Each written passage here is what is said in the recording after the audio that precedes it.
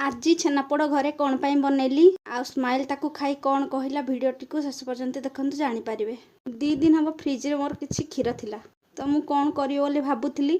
झील आसी कहला मामा मो पाई छेनापोड़ बनै दौन मु खाइबी। जेहेतु मो झीर मीठा बहुत पसंद से मु कहली हो ठीक अच्छे ताहले मु एबे बनै दउची। मु एठी 2 लिटर क्षीर को विनेगार साहाय्य छिड़े देइछि। छेना को एबे मु गोटे बाउल रे बाहर कर देइछि। एबे सेथिरे मु किछि चीनी सुजी गुजराती गुंड अल्प घी देई ताकू भल भाव चकुटिबा एवं ताकू अधा घंटा पर रेस्ट छाड़देबा एमती कि सुजी से भल भाव मिसीज। एबे आमे गोटे कैक्टिन रे किछि पत्र देबा एवं कर रखिथिबा बैटर को ता ऊपर देबा। आपण माने चाहिए बटर पेपर भी यूज करि परिबे। तापर आमे गैस रे कड़ाई बसई सेथिरे किछि बाली किंबा लूण देबा। एबे सेथिरे स्टैंड देई ता ऊपर कैक्टिन दे देबा। एबे कैक्टिन टी को कवर दे देबा। मोर एठी छेनापोड़ हेबा पई 40 मिनिट लागिला। एबे हम रेडी हो गला टेस्टी टेस्टी छेनापोड़ को आपण घरे थरे ट्राई करंतु।